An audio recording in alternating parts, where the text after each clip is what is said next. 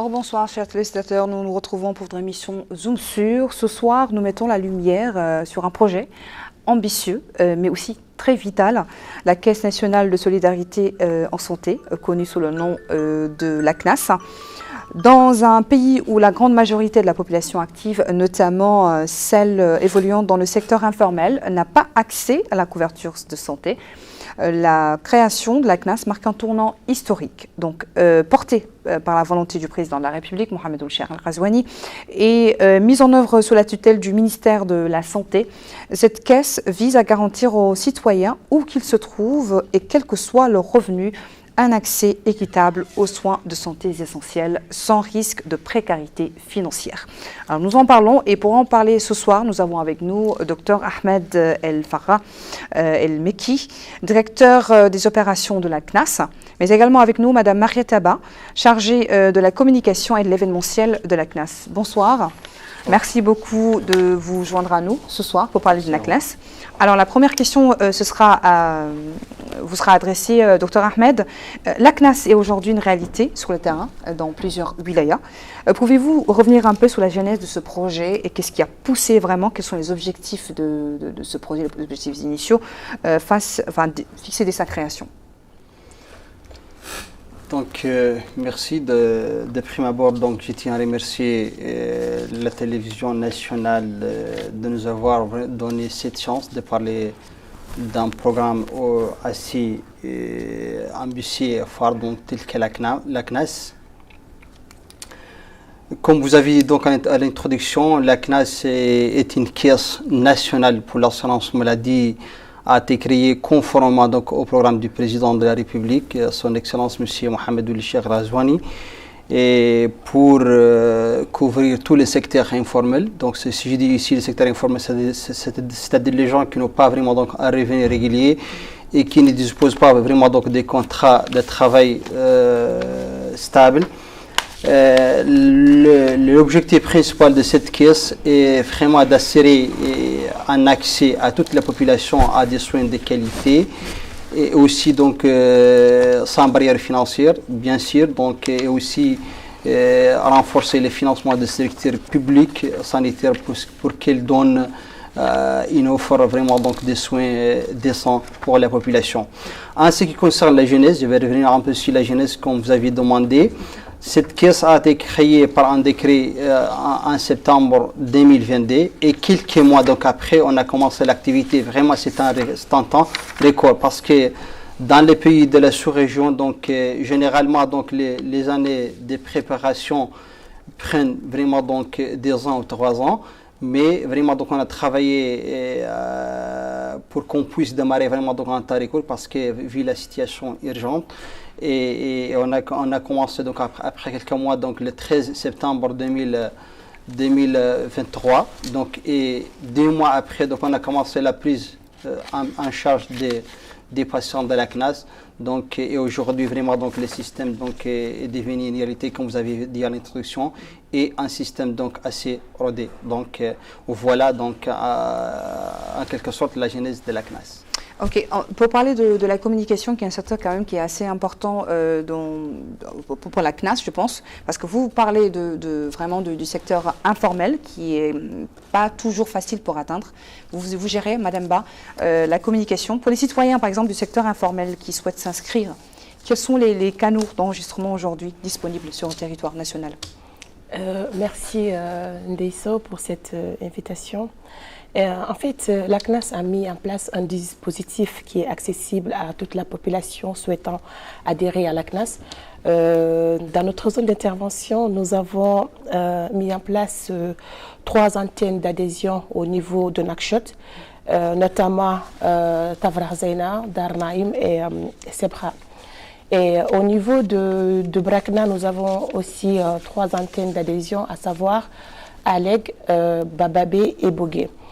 Et pour aussi l'adhésion en ligne, nous avons mis en place une plateforme numérique permettant à la population d'adhérer de manière plus rapide, fiable et sécurisée via notre site www.knassi.mr.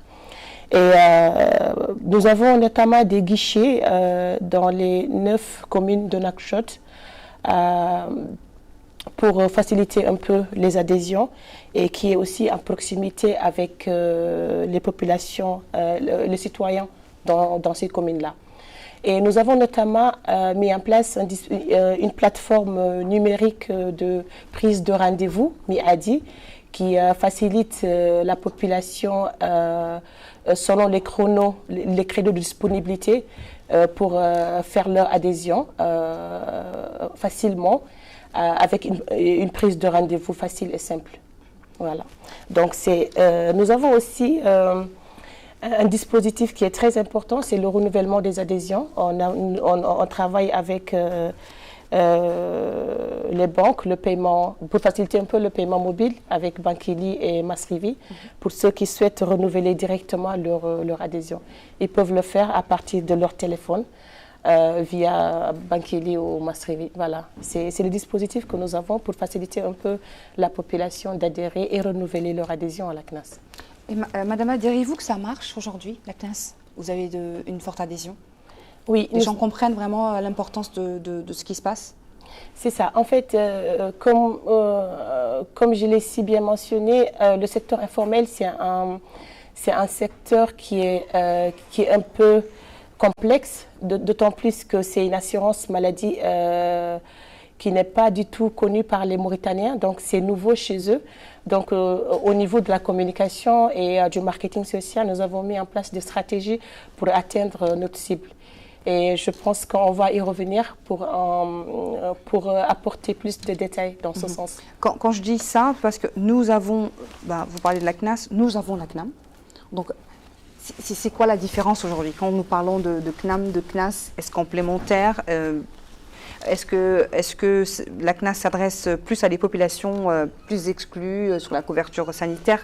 En quoi vraiment se positionne la CNAS par rapport à la CNAM? Très bien, donc tout d'abord, je rappelle qu'il est vraiment la CNAM et la CNAS jouent vraiment un rôle de complémentarité, parce qu'avant on avait la CNAM qui a pour vocation de couvrir tous les secteurs formels. Si je dis les secteurs formels, ça veut dire les gens qui ont des contrats et qui ont des revenus, que ce soit au niveau du secteur public ou au niveau du secteur privé. Donc c'est vraiment la mission de la CNAM. Après 20 ans, il y avait la création de la CNAS qui est vraiment a pour mission de s'étendre au secteur informel. Ça veut dire les agriculteurs, les orpailleurs, les boutiquiers, ça veut dire tous les gens qui n'ont pas vraiment des métiers stables et qui n'ont pas de revenus stables. Donc ce qui représente vraiment 70% de la population. Donc la CNAM couvre le secteur formel et la CNAS couvre le secteur informel qui représente 70% de la population.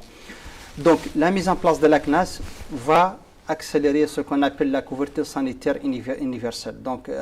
Et va vraiment renforcer vraiment la qualité de l'offre de soins, à travers le contrôle de qualité, à travers les financements qui sera apporté par cette caisse à notre système sanitaire.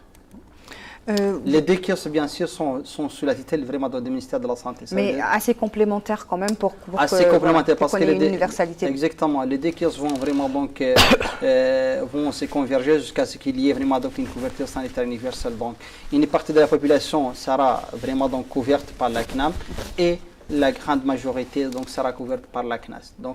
Et comme ça, on aura vraiment une couverture totale, exhaustive de la population à travers les deux caisses. Quand nous parlons de couverture sanitaire des vivants sur le territoire, est-ce que les étrangers font partie? Oui, tout à fait. Vraiment, la couverture sanitaire universelle vraiment ne se divise pas. Donc, vraiment, les étrangers ont la possibilité d'accéder à cette assurance. Et vraiment, les textes réglementaires initiant cette caisse leur permettent bien sûr d'adhérer et de bénéficier vraiment des prestations de cette caisse. Mais à ce jour, combien de bénéficiaires ont déjà pu intégrer le dispositif que vous avez mis en place dans les wilayas? Oui, comme je viens de dire, vraiment la CNAS est censée couvrir tous les territoires, avec 70% de la population. On a démarré les activités de la CNAS dans 3,5 wilayas. Ça veut dire qu'on a On a lancé les adhésions donc, au niveau de la région de Nouakchott et avec 3 muqata'a de Brakna, ce qui fait vraiment donc, la moitié de Brakna. Donc aujourd'hui, donc, on compte plus de 200 000 adhérents donc, au niveau de la CNAS. Donc vraiment, donc, vraiment donc, sur une durée de 20 mois seulement. Parce qu'on a commencé, comme je viens de dire, on a commencé donc, le mois de septembre 2023. Donc à partir de cette date jusqu'à aujourd'hui, donc vraiment donc l'âge de la CNAS c'est fait mois. Donc aujourd'hui, donc on a plus de 200 000 vraiment donc adhérents dans les 3 régions de Nouakchott et la moitié donc de la région de Brakna. Alors, Madame Ba, pour compléter un peu, Dr Ahmed, la CNAS est désormais dans plusieurs wilayas. Vous avez dit le Trarza, le Brakna, 3 régions et demie, et encore le Hod El Gharbi, si je ne me trompe pas. Non, je vais juste apporter une petite précision concernant nos zones d'intervention. Pour l'instant, la CNAS ne couvre pas encore la localité de Hod El Sharqi, mais cette région sera intégrée dans notre phase d'extension qui est prévue au cours de l'année 2025. Je parle du Hod El Gharbi. Hod El Gharbi, effectivement. D'accord. Comment avez-vous réussi maintenant à implanter ces services de proximité dans ces zones-là? Voilà, cette implantation de nos services dans les zones les plus difficiles d'accès et un peu reculées, comme on a l'habitude de le dire, repose sur une collaboration étroite entre la CNAS et les élus locaux. Les groupes professionnels, par les autorités administratives, par les groupes socio-professionnels notamment.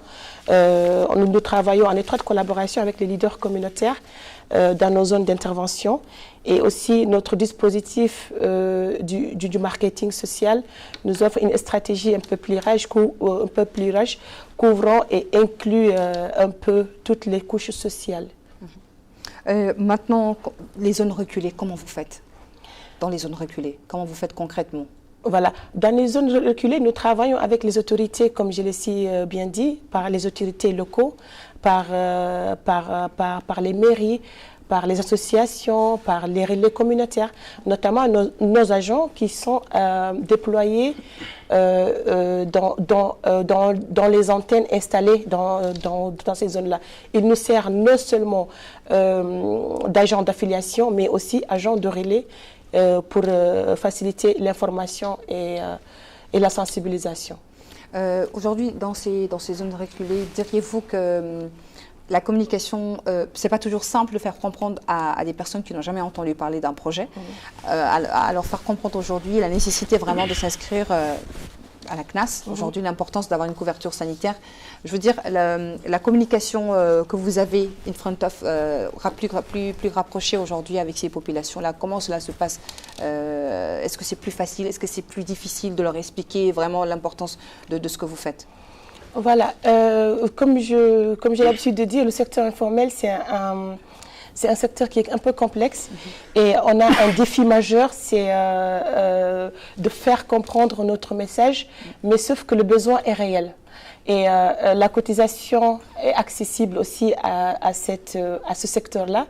Et nous avons mis en place des canaux de communication et de marketing social qui vont un peu vers l'éducation, la sensibilisation et l'information. Vu que c'est un dispositif qui est nouveau chez les Mauritaniens, donc il faut déjà un changement de comportement pour qu'ils puissent appréhender le projet et qu'ils puissent aussi adhérer. D'autant plus que le besoin, il est là, il est réel. Pour ça, on essaye d'abord de sensibiliser les populations sur l'importance du système assurantiel, et notamment par des campagnes de sensibilisation, par des causeries éducatives, par les radios communautaires. Nous travaillons beaucoup avec des radios communautaires de proximité, et nous travaillons aussi avec les radios locales, la télévision, par les réseaux sociaux. C'est vrai que dans le milieu rural, nous utilisons les canaux traditionnels. Voilà. D'accord, parce que quand vous parlez de financement et que ce soit beaucoup plus léger, par exemple pour les citoyens qui adhèrent aujourd'hui, pour que ce soit beaucoup plus léger, je suppose que la CNAS est financée aujourd'hui parlons un peu du financement, pour que ce soit plus léger pour les populations, donc une grande partie est financée. Donc ça repose peut-être sur un modèle de solidarité entre l'État et les partenaires techniques, les citoyens. Comment cela se passe? Oui, très bien. Donc, comme vous avez dit, vraiment, donc, le système est financé donc, en grande partie donc, par l'État mauritanien parce que l'État aujourd'hui prend en charge 65% de la cotisation, ça veut dire de la prime d'assurance, donc qui est vraiment donc la porte d'adhésion donc à cette assurance. Donc 65% donc de la cotisation représente 450 MRI, ça veut dire donc 4500 l'ancienne monnaie. Et ce qui a vraiment donc à payer par les citoyens seulement 250 MRI donc par tête et par an. Donc ça veut dire donc c'est vraiment dérisoire donc par rapport au montant total de la cotisation. En ce qui concerne l'appui donc des partenaires techniques et financiers, donc vraiment donc on a l'appui financier de l'Union européenne, donc parce que l'Union européenne donc a appuyé la CNAS depuis la phase des projets. Et elle va continuer aussi donc à l'appuyer donc en phase d'extension 2025 et 2026. Et on a vraiment donc un appui qui est très présent, donc un appui technique donc de l'Agence belge de développement, parce que c'est un appui technique de l'Union européenne, mais via par ricochet donc de l'Agence belge de développement. Donc voilà en quelque sorte vraiment donc les modalités de financement. On a l'État qui vraiment donc qui prend la quasi-totalité vraiment donc du coût de cette assurance. On a vraiment donc les cotisations des assurés qui ne représentent que vraiment donc une part très minime de ces financements pour vraiment donc alléger les fardeaux donc supportés par la population. On a les partenaires techniques, nos partenaires techniques et financiers qui sont là donc parfois donc ils appuient financièrement donc et techniquement aussi. Alors, Madame Ba, vous pouvez revenir un petit peu sur les plans d'extension aujourd'hui géographique à court terme. Vous en parliez tout à l'heure au début de notre intervention, des nouvelles wilayas en cours d'intégration dans votre dispositif. D'accord.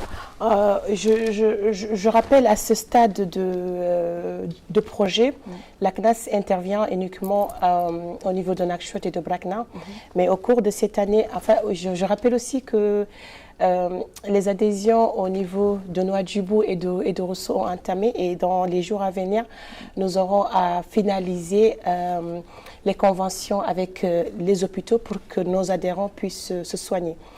Et pour l'extension, nous avons prévu cette année de s'étendre dans la Saba, dans le Gorgol, Nouadhibou et le Trarza, et compléter notre intervention au niveau de Brakna, notamment Mal, Mahtar al-Hajar, Mbagne et Magama. Vous avez vous-même parlé des hôpitaux, aujourd'hui vous parlez des soins, comme nous avons déjà parlé de la partie administrative maintenant. Sur le plan des soins, comment ça se passe? Parce que je suppose que le panier proposé est assez vaste aujourd'hui pour les populations. Quels sont les services de santé actuellement couverts par la CNAS? Très bien, donc tout d'abord donc j'aimerais vraiment donc dire que au niveau de la sous-région, donc généralement donc les assurances vraiment donc pour le secteur informel commencent avec un panier minime, ça veut dire donc un panier vraiment donc minimum de prestations. Généralement, donc, ce panier donc, est couvert donc, au niveau primaire, ça veut dire au niveau des postes de santé, au niveau de centres de santé. Donc, la classe vraiment donc, a commencé avec un panier très généré, ça veut dire un panier très large, donc en incluant des prestations au niveau des hôpitaux et en incluant aussi donc, des hôpitaux. Donc, les paniers de soins donc on a, c'est subdivisé en des catégories. On a les prestataires, donc on prend vraiment, donc ça veut dire les hôpitaux et les prestataires. On a aussi donc les prestations qui sont offertes par ces structures-là. Donc je vais essayer vraiment donc de m'expliquer un peu donc un peu plus large parce que les paniers aujourd'hui couvrent donc plus de 65% donc des besoins de la population, plus de 95 vraiment donc des besoins de la population et plus de 95% donc des prestations qui existent sur le territoire national. Donc on couvre les consultations, donc les soins infirmiers, les soins dentaires, les analyses, toutes les analyses donc sans exception. Et l'imagerie médicale, si je dis l'imagerie médicale, ça veut dire donc la radiographie, l'échographie, la scanographie et l'imagerie par résonance magnétique, ce qu'on appelle donc communément donc l'IRM. Donc ça veut dire toute l'imagerie médicale, donc on la couvre. On couvre aussi donc la chirurgie générale, la chirurgie pédiatrique, la chirurgie gynécologique, la chirurgie orale, la chirurgie ophtalmologique, la chirurgie traumato-orthopédique, la chirurgie, la neurochirurgie et la chirurgie urologique. On couvre aussi donc ce qu'on appelle la chirurgie carcinologique parce que donc parfois donc on attend que la CNAS ne couvre pas vraiment donc tout ce qui est en oncologie. Donc au niveau de l'hôpital de l'oncologie, ce qui existe aujourd'hui, ce sont les soins oncologiques à travers la chimiothérapie ou la radiothérapie. Mais en ce qui concerne l'ablation donc de la tumeur donc elle-même, ça s'est fait au niveau des hôpitaux généraux, donc ce qu'on appelle la chirurgie carcinologique. Aujourd'hui donc on la couvre parce que ça se fait par spécialité dans un hôpital général.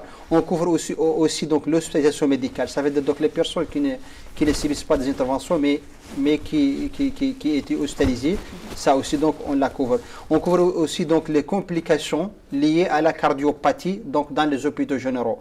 Donc par exemple donc si aujourd'hui une personne est hospitalisée par un problème cardiaque au niveau dans un hôpital général comme l'hôpital national par exemple, donc cette personne sera prise en charge donc pour cette vraiment donc pathologie. Donc on couvre aussi donc les médicaments, tous les médicaments au niveau des postes de santé et au niveau des centres de santé, que ce soit des médicaments injectables ou des médicaments apéros. Si j'ai des médicaments apéros, ça veut dire donc des comprimés ou des médicaments vraiment donc applicables, ça veut dire tout ce qui n'est pas injectable. Au niveau des hôpitaux, donc on prend donc aussi en charge les médicaments injectables parce que les hôpitaux ne disposent que des médicaments injectables. Donc ça veut dire donc le panier est assez large comme je viens d'expliquer. Donc vraiment donc un panier très décent. Donc vraiment donc on a commencé avec ces paniers et on va étendre progressivement donc vraiment donc la couverture donc sur les autres prestations qui ne sont pas prises en charge pour le moment. Et c'est ça vraiment donc dans un horizon donc de 10 ans maximum. Donc on va couvrir vraiment donc le reste du panier, les 5% vraiment restant des paniers. Mais ça doit venir vraiment graduellement parce que l'assurance ne va pas tout couvrir donc d'emblée. Donc. Alors, pour compléter, docteur Ahmed, à quel moment un adhérent peut se dire que justement il a droit à tous ces paniers-là? Oui, tout à fait. Donc, en réalité, donc chaque assuré donc est couvert donc pendant une année. Une année d'assurance, pas une année calendaire. Ça veut dire si par exemple la personne, la famille, d'ailleurs l'adhésion est familiale. Ça veut dire donc familial, ça veut dire donc c'est toute la famille ou tous les ménages qui doivent adhérer. C'est pas personne par personne. Donc quand une personne vient s'inscrire, elle vient carrément avec sa famille. Avec sa famille. D'abord pour vraiment donc mutualiser les risques parce que l'assurance se base sur la mutualisation des risques, ce qui va assurer vraiment donc la continuité et la pérennité du système. Donc deuxièmement donc c'est une assurance solidaire. Donc il faudra que tous les membres vraiment donc des ménages soient assurés pour que vraiment donc les ménages soient couverts et soient vraiment donc protégés contre les risques maladie. Donc une fois que la personne adhère ou les ménages adhèrent, donc elle doit attendre 2 mois donc des carences ou un délai probatoire donc avant qu'elle puisse bénéficier vraiment donc des soins. Si une personne par exemple adhère par exemple aujourd'hui c'est vraiment donc le 30 juin, donc et cette personne sera couverte jusqu'à par exemple le 30 juin donc l'année prochaine. En 2026. Donc ça veut dire donc une année de couverture, ce n'est pas une année calendaire. Donc, mais l'année de couverture, automatiquement, donc la personne, elle adhère, toute la famille adhère, disons, et qu'au cours de l'année, ils ont besoin de soins automatiquement, ils ont tous ces soins que vous avez cités tout à l'heure. Oui, tout à fait. Donc, ils auront l'accès vraiment donc, à ces paniers, donc, à ces paniers que je viens vraiment donc, de citer vraiment donc, tout à l'heure. Donc, c'est un panier très large. Donc, il y a toutes les chirurgies, il y a les hospitalisations médicales, il y a les médicaments aussi, donc il y a les examens et les consultations ambulatoires. Alors, Madame Ba, pour compléter, le caractère aujourd'hui volontaire de l'assurance maladie, de l'assurance justement, ne constitue-t-il pas en quelque sorte une limite justement à son efficacité, par exemple? Avec 250 MRU, on a droit à vraiment un grand panier qui couvre aujourd'hui tout ce qui est soins, beaucoup de soins. Comment comptez-vous susciter cette forte adhésion là? En fait, cette adhésion est suscitée par une forte mobilisation du marketing, comme je l'ai mentionné tantôt, et de la communication. Le secteur informel, c'est un secteur qui n'est pas facile à convaincre déjà. Donc, nous mettons les moyens et des dispositifs en place pour pouvoir atteindre notre cible. Et justement, nous disions au début de l'émission que le caractère aujourd'hui communication, la partie communication est vraiment une partie très très importante et que vous avez eu à aller à l'intérieur du pays à rencontrer les communautés pour leur expliquer vraiment la CNAS et ce qui s'y passe et l'importance et tous les soins que vous couvrez aujourd'hui et vraiment l'importance que toute la famille adhère. Donc, quand vous, dans une situation, dans une autre, vous rencontrez une famille qui ne peut pas faire adhérer toute sa famille parce que ses revenus sont faibles, très faibles, et qui n'arrive pas à faire adhérer toute la famille aujourd'hui, est-ce que vous avez d'autres options pour ces personnes-là? Donc, je vais vraiment donc apporter une petite précision. Oui, vous avez dit que vraiment donc les caractères volontaires donc constituent parfois donc une limite. Oui, donc si vraiment donc la cotisation n'est pas cofinancée, oui, ça constitue une limite. Donc, quand vous avez vraiment donc la population mauritanienne se compose de 3 tranches. On a vraiment donc les indigents qui sont vraiment donc couverts donc à 100% par TASER donc auprès de la CAM. On a vraiment donc le secteur informel donc qui vraiment donc qui comporte des gens avec des disparités dans le revenu, mais vraiment donc la cotisation a été vraiment donc diminuée de telle sorte que tout le monde peut adhérer à cette assurance. Donc, et d'ailleurs, c'est cofinancé. Et les tickets modérateurs, ça veut dire donc les pourcentages ou les montants à payer lors d'un recours au niveau d'une structure, vraiment, ce sont des montants dérisoires, vraiment du coût total de la prestation. Vraiment, donc, cette cotisation qui est dérisoire, donc, va motiver donc, les gens, va motiver donc, davantage les gens vraiment à adhérer à cette assurance. En plus, la sensibilisation, axée sur l'implication de tous les acteurs, ça veut dire donc les autorités administratives, les autorités sanitaires, les élus locaux, les communautaires, donc la société civile, les ONG, donc parce que donc on essaye d'impliquer tout le monde pour qu'il y ait une sensibilisation générale de la population, ce qui va vraiment changer la mentalité de la population, comme elle avait dit donc la chargée de la communication, on fait ce qu'on appelle le marketing social. Ce n'est pas un marketing commercial, c'est un marketing pour changer la mentalité de la population et pour sensibiliser la population davantage jusqu'à ce qu'elle comprenne l'importance de l'assurance et de s'assurer contre le risque maladie. Et diriez-vous aujourd'hui... Moi, je pense qu'avec tous ces mécanismes-là, donc on va relever facilement les défis. Voilà, justement, c'est la question que je voulais justement poser sur le côté communication. Tous ces canaux que vous utilisez aujourd'hui, le marketing, comment vous dites déjà, le marketing social de proximité aujourd'hui, ça porte ses fruits. Vous voyez vraiment que les gens adhèrent, qu'ils sont convaincus par ce que vous dites? Oui, nous avons pas mal de témoignages vraiment encourageants et positifs. Et aussi, la CNAS compte plus de 200 000 adhérents, ce qui est vraiment significatif pour la Mauritanie. C'est une avancée importante pour la Mauritanie, d'autant que dans d'autres pays où le concept de l'assurance maladie n'est pas trop connu, et c'est une avancée significative pour la Mauritanie de mettre en place une assurance maladie et au bout d'une année avoir plus de 200 000 adhérents. Surtout que notre cible c'est un peu le secteur informel qui est difficile à convaincre, comme j'ai l'habitude de le dire. Je pense que c'est vraiment une avancée encourageante. Et nous avons pas mal de témoignages des gens qui ont bénéficié du panier de soins, qui viennent volontairement vouloir faire des vidéos avec nous pour dire qu'il faut que je sensibilise ma communauté, parce qu'avec mon adhésion, j'ai eu telle couverture et et le panier de soins est très large. Je vais revenir un peu sur le ticket modérateur, comme l'a si bien dit Dr Ahmed. Le ticket modérateur dans les postes de santé est à 10 MRU, 100 MRU. Et tu peux avoir droit à tous tes médicaments, si les médicaments sont disponibles dans les pharmacies, les analyses, l'échographie et tout ce panier-là. Donc c'est un ticket qu'on achète? Non, c'est pas un ticket. En fait, le ticket modérateur, c'est le montant à payer.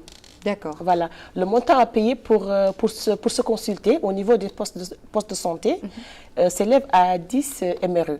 Au niveau des centres de santé, c'est à 20 MRE.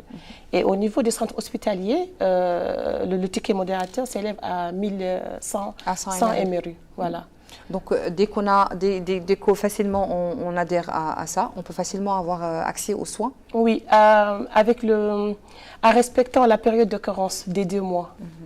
Et dès que vous dépassez les 2 mois de carence, vous pouvez automatiquement être pris en charge dans les hôpitaux conventionnés et les structures primaires conventionnées par la CNAS. Et aujourd'hui, une question qui est assez importante aujourd'hui, surtout dans les zones reculées, là où se déroule la sensibilisation, ou dans le secteur informel, nous savons que nous avons beaucoup de femmes dans le secteur informel. C'est important, c'est vraiment cette frange de la population aujourd'hui. Quelle est la place qu'accorde aujourd'hui la CNAS aux femmes et aux jeunes? La CNAS accorde une place très importante aux femmes, d'autant plus que nous avons plus de 54% de femmes chefs de ménage qui ont déjà adhéré à la CNAS, et nous avons un taux de plus de 60% de femmes déjà adhérées à la CNAS. Et la CNAS est destinée à tout âge, les jeunes, les femmes et les indigents. Concernant les groupes vulnérables, nous avons des indigents qui sont déjà pris en charge par le dispositif TAAZUR. Et pour nous assurer, l'État prend en charge 65% de la cotisation. Et cette prise en charge permet aux groupes, aux femmes et aux jeunes indigents de s'inscrire sans faire face à des barrières financières. C'est-à-dire que l'adhésion est accessible aux femmes et elles sont prises en charge au niveau des structures sanitaires par des suivis de grossesse. Et le carnet de forfait obstétrical est pris. La CNAS offre le carnet gratuitement à nos assurés. Et ça, c'est une avancée aussi importante. On a tenu vraiment à ce que les femmes puissent s'épanouir et être accompagnées par cette couverture-là. Et pour les autres pathologies, la CNAS prend en charge aussi.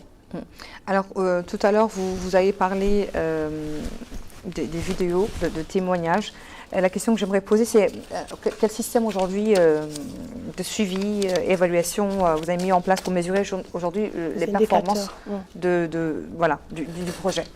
Très bien, donc, mais avant que je réponde donc, à votre question, je vais apporter donc, un petit complément concernant la place occupée par la femme donc, au sein de notre assurance.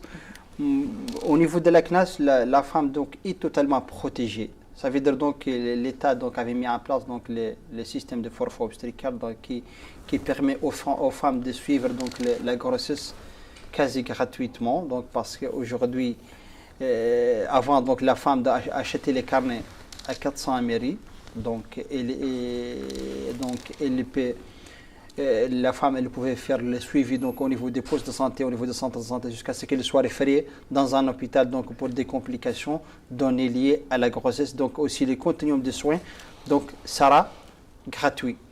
Donc aujourd'hui, donc, avec la CNAS, la CNAS achète gratuitement donc, le carnet pour les femmes. Et pour les autres pathologies qui ne sont pas donc, liées à la grossesse, donc la CNAS prend les femmes donc, au même titre que les autres membres de la population. Ça veut dire donc il paye un petit ticket modérateur en montant dérisoire donc lors des recours donc pour les autres pathologies. Par exemple, supposons qu'une femme donc est en état de grossesse, en même temps donc elle subit une fracture, vraiment ça n'a rien à voir avec la grossesse. Dans ce cas donc elle sera prise en charge donc pour la grossesse. Par exemple la fracture donc elle sera prise sur la CNAS et en ce qui concerne la grossesse sera prise aussi donc par le forfait obstétrical gratuitement, donc via le carnet qui a été acheté gratuitement aussi par la CNAS. D'accord. Et comment justement cette femme peut prétendre à ça? Il faut aller directement dans vos bureaux pour acheter pour bénéficier du carnet, ou comment cela se passe? Quelles sont les personnes qui peuvent avoir accès automatiquement à ces carnets-là? C'est extrêmement facile. Dès que la femme donc, est assurée donc, au niveau de la CNAS, une fois qu'elle achève les 2 mois qui constituent la période probatoire, la période de carence, donc elle aura vraiment donc, la possibilité d'accéder au service. Dans ce cas, une fois qu'elle se rend dans une structure primaire, donc elle peut avoir les carnets gratuitement sans se référer donc, à la classe. Parce que dans les conventions, les structures donc, sont censées de lui donner les carnets, donc, et ils vont facturer ça à la classe, donc c'est la classe qui va payer donc, à sa place. Et à partir de ce moment, donc, la femme donc, aura la possibilité d'entamer le processus de suivi de la grossesse. Et pour les autres pathologies, donc, elle a bien sûr donc, sa carte de la classe. Ça serait bien aussi de parler pour le nouveau-né. Ah oui, tout à fait. Donc c'est vraiment c'est un point très important. Pour les nouveau-nés, vraiment donc sont pris en charge donc avec la police d'assurance donc de l'enrôlement, avec la carte de l'enrôlement jusqu'à ce qu'ils aient donc 1 mois. Donc à partir d'1 mois, donc le nouveau-né n'est plus en charge donc avec la carte. Avec les vaccins et tout ce qui. Non, les vaccins sont gratuits. Donc c'est vraiment donc parce que l'État a mis en place donc certains programmes de gratuité, donc y compris les vaccins, les soins intensifs néonataux, la réanimation, le transport en ambulance, vraiment de la prise en charge des accidentés de la voie publique. Donc on a vraiment une gamme de programmes de gratuité donc, qui ont été mis en place par l'État pour prendre en charge donc, ce genre de prestations. Mais je parle vraiment donc, des autres pathologies donc, que les nouveau-nés peuvent subir vraiment donc, juste après la naissance. Donc, et qui ne sont pas liés vraiment donc aux complications de la grossesse. Dans ce cas, le nouveau-né donc est pris en charge donc à travers la carte d'assurance CNAS. Donc jusqu'à ce qu'il y ait vraiment 1 mois. Donc à partir d'1 mois, donc la famille doit vraiment donc cotiser pour le nouveau-né comme étant un nouveau membre de la famille. Et nous pouvons revenir un peu sur les indicateurs de résultats. Très bien, donc en ce qui concerne les suivis et évaluations, la CNAS a mis en place un système, donc une salle de pilotage donc à travers laquelle on suit les indicateurs de performance. Aussi, donc, on a un modèle de reporting donc, qui fait, à travers lesquels donc, on fait la capitalisation des expériences, les suivis et évaluations. Donc ça veut dire donc un système complet de suivi et évaluation et de la capitalisation, vraiment pour tirer une leçon donc de ce qui s'est passé et pour envisager aussi donc les futurs, donc et pour qu'on puisse aussi prendre donc des décisions fiables à travers des indicateurs de performance fiables qu'on suit donc quotidiennement donc à travers une salle de pilotage et un modèle de reporting. Et comment vous voyez aujourd'hui, c'est une question que je vous pose à tous les deux, la CNAS dans 5 ans? Vous avez parlé tout à l'heure, Madame Ba, si je reviens un peu sur ce que vous avez dit concernant les prochaines cibles que vous avez à l'intérieur du pays. Et vous avez également parlé des soins après, que d'autres paniers que l'adhérent peut avoir accès également. Mais est-ce qu'on peut faire aujourd'hui un bilan? Comment vous voyez, ou l'objectif que vous vous êtes fixé dans 5 ans? Est-ce qu'on peut espérer une généralisation du modèle dans l'ensemble du pays, de la population, ou pourquoi pas des étrangers aussi? Bien sûr, vraiment donc les perspectives donc de la CNAS et découvrir vraiment donc d'ici 5 ans tout le territoire, même 3 ans, tout le territoire national, parce que d'ici à 2027 la CNAS sera présente sur tout le territoire vraiment donc national, et aussi donc on va prendre en charge tous les paniers, ça veut dire toutes les prestations qui sont disponibles sur le territoire national, comme j'ai déjà donc avancé. Concernant une question précédente, je disais qu'aujourd'hui on couvre jusqu'à 95%, donc d'ici 5 ans, 3 ans, donc on va couvrir le reste vraiment donc des paniers de soins. Comme aussi donc on va contractualiser avec toutes les structures sanitaires publiques, parce qu'aujourd'hui on a seulement 6 hôpitaux, l'hôpital national, l'hôpital de l'Amitié, l'hôpital Mère-Enfant, l'hôpital de Cheikh Zayed, et à l'intérieur du pays, on a aujourd'hui donc l'hôpital régional de Lègue, on a l'hôpital départemental de Bougui, on a presque tous les centres de santé de type A dans les régions de Nouakchott et la région de Brakna. On a aussi donc la majorité des centres de santé de type B. On a donc vraiment donc un certain nombre de postes de santé qui sont capables vraiment donc d'offrir donc une offre décente de soins. Et d'ici 5 ans, donc, on aura vraiment donc, à contractualiser avec toutes les structures sanitaires publiques sur le territoire national. Donc, ça veut dire que l'assurance sera complètement mobile. Et côté communication et sensibilisation, aujourd'hui, comment avoir accès directement à Nouakchott, ici, vos bureaux, vous êtes un peu partout, comment ça se passe exactement quand un adhérent vient tout de suite et veut s'inscrire? Voilà, nous avons des agents bien formés sur les adhésions et comment accueillir aussi la population. Dans les antennes, nous avons des agents d'affiliation, nous avons des chefs d'adhésion qui coordonnent un peu le processus d'adhésion pour nos futurs assurés.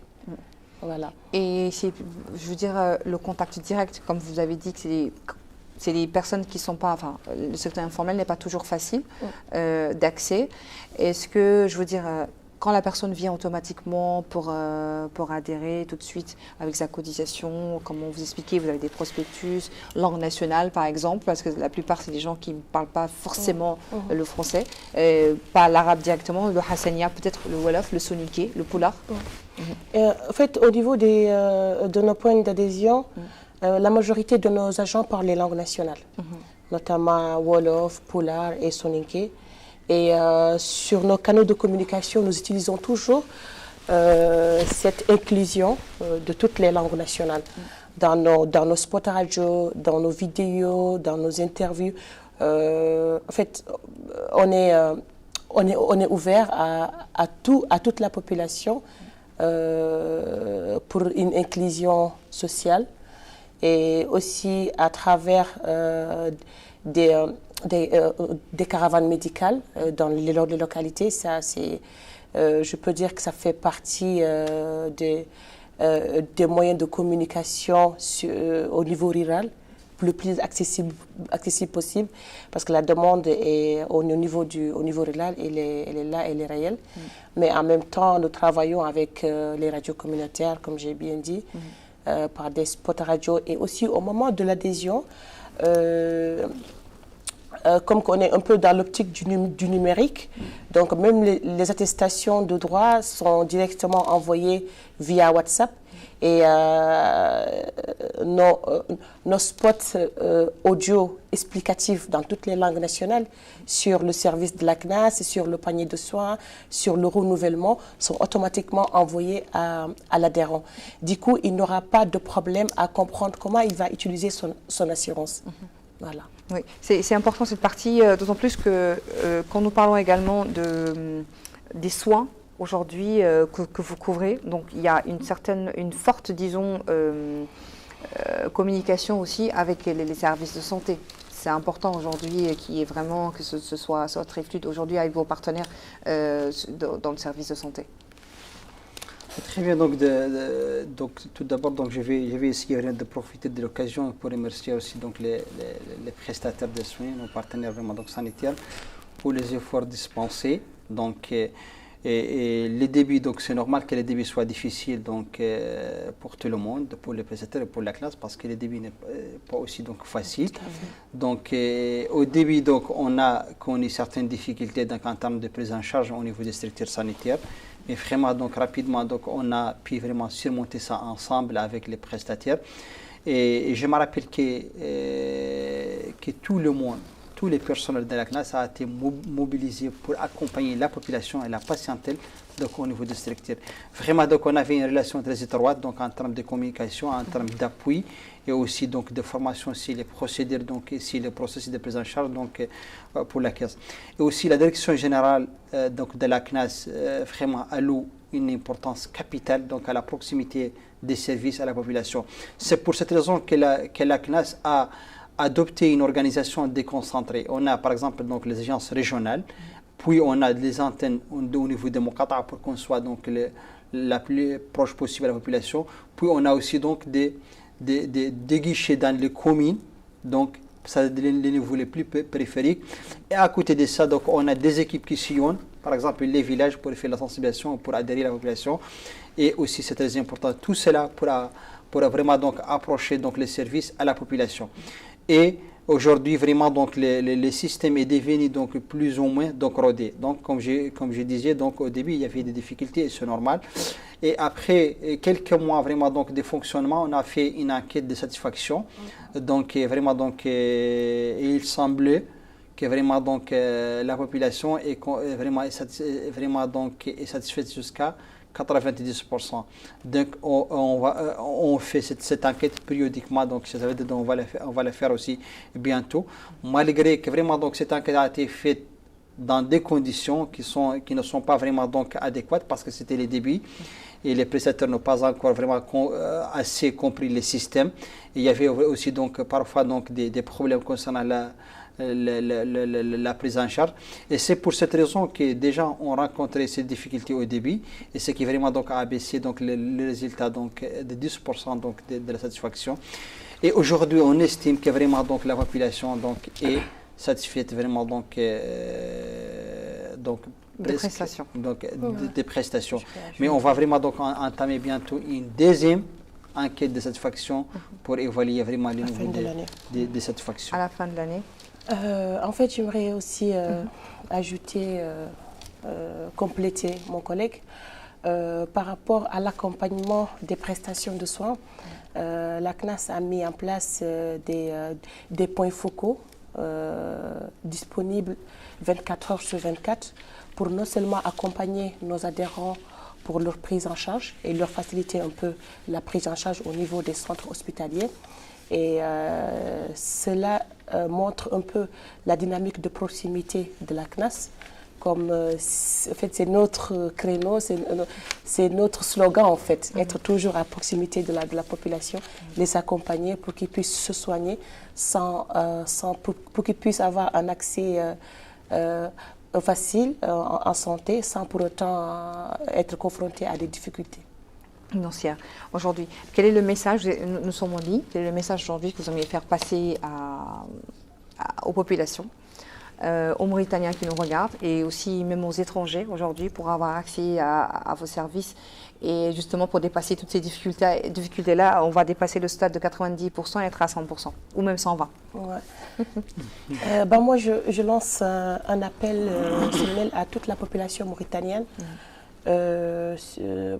Plus précisément le secteur informel qui n'ont pas accès à une assurance maladie, de s'adhérer à la CNAS. C'est un dispositif qui est réel et qui offre un panier de soins très, très large et aussi réduit les barrières financières dans les familles. Voilà. Donc l'adhésion, elle est simple, elle est facile, ça ne vous prendra pas du temps, d'autant plus qu'on a aussi notre plateforme de Miadi. Vous pouvez prendre un rendez-vous et venir à l'antenne selon votre disponibilité, un créneau dont vous êtes disponible, adhérer sans problème. Et nous faisons aussi des adhésions villageoises à la demande des villages. Dès qu'il y a un certain nombre d'adhérents, on est prêt à déplacer notre équipe pour aller faire une adhésion sur place. Alors vous dites que l'adhésion est simple. Qu'est-ce qu'il faut? Une pièce d'identité, un papier des enfants? Qu'est-ce qu'il faut vraiment rapidement? L'adhésion, pour les documents à fournir, nous avons besoin de la copie de la pièce d'identité pour chaque membre de famille, une photo pour chaque membre de famille et le montant de 250 € pour chaque membre de famille. Et vous avez votre carnet? Et vous avez votre attestation de droit. De droit. Et vous, Dr Ahmed? Très bien, donc tout d'abord vraiment donc je tiens donc à demander à la population donc comme elle l'a fait donc Madame Ba donc de profiter de cette occasion donc, parce que c'est une assurance maladie qui a été mise en place donc d'une manière vraiment donc gratuite. Donc il faudra que la population du secteur informel donc en profite. Il faut que tout le monde y adhère donc pour se protéger contre le risque maladie parce qu'on sait jamais quand est-ce qu'on va tomber malade et combien donc ça va coûter. Donc il faudra vraiment donc s'assurer donc maintenant donc avant de tomber malade. Et aussi, donc, je tiens à remercier vraiment donc, tous les acteurs vraiment qui ont contribué à la mise en place de cette assurance pour le secteur informel. Vraiment, donc, c'est un projet phare, un projet du président de la République. Il faut que tout le monde vraiment donc, participe vraiment donc, à sa réussite. Donc, c'est très important. Et aussi, donc, vraiment, donc, je me permets de m'adresser donc, aux élus locaux. Donc vraiment donc qui représentent vraiment donc la population, chacun dans sa localité. Donc il faudra que tout le monde fasse la sensibilisation de la population. Il faudra que vraiment donc la population comprenne l'intérêt et l'importance de cette assurance. Aussi donc je m'adresse à la société civile de contribuer, de jouer le rôle qu'il faut vraiment donc dans la sensibilisation et dans l'orientation de la population vers un système assurantiel. Et aussi donc c'est pareil pour les ONG. Donc il faudra que tout le monde participe vraiment donc à la réussite de cette assurance pour le secteur informel. Et il faudra que tout le monde sensibilise la population, chacun dans sa localité. Donc, jusqu'à ce que la population vraiment donc, adhère donc, à un système assurantiel. Je vais juste ajouter un point, peut-être qu'on a omis de répondre à cette question. Est-ce que les migrants peuvent adhérer à la CNAS? Oui, les migrants en situation régulière, les migrants qui ont un titre de séjour peuvent adhérer à la CNAS. Mais ceux en situation irrégulière ne pourront malheureusement pas... Les étrangers peuvent bénéficier de la CNAS seulement avec un titre de séjour. Avec un titre de séjour. D'accord, de toutes les nationalités. Toutes les nationalités. D'accord. Mais sauf que ils vont payer le montant total de la cotisation, qui est 700 MRU. D'accord. Voilà. Donc, quand on est étranger et qu'on veut adhérer à la CNAS, il faut déjà le titre de séjour et ensuite 750 MRU, qui est le 700 MRU. 700 MRU, qui est le montant total de la cotisation. Par an. Oui, par an et par personne.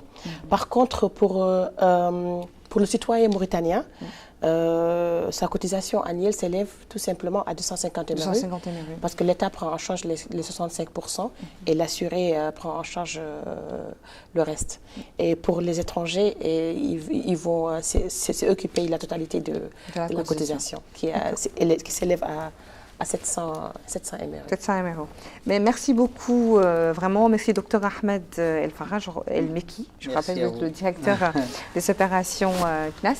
Et merci également à vous, Madame Maria Taba, vous êtes la chargée de communication de l'événementiel à la CNAS. Merci d'avoir répondu à nos questions. Merci à vous. Merci. Et voilà. Et merci également à vous, équipe technique et rédactionnelle. Et merci, chers téléspectateurs, de nous avoir suivis. Je vous souhaite une excellente soirée en compagnie des programmes d'El Mauritania. Bonne soirée.